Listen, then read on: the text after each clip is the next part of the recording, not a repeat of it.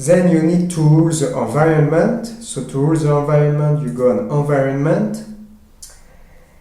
And also in this example, we are on background sky type. So here I don't want background sky type because it's an apartment, so it's inside, so it's not useful to use physical sky. So the aim is just to choose a background color, or eventually you can choose also a background fit image, tile image, or centered image. So I can go on background color and you select your background color. Or here I'm going to select something more in wise, just little gray like this, or maybe little bit more gray, just like this.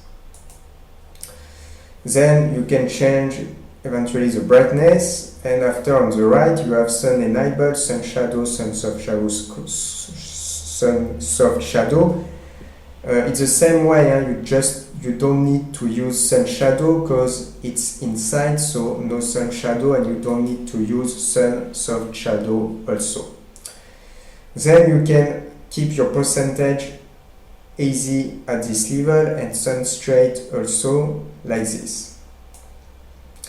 So this is the aim. You go on Edit Environment, you select the environment that you want, and after you can create a better rendering, and we are going after to target with the render.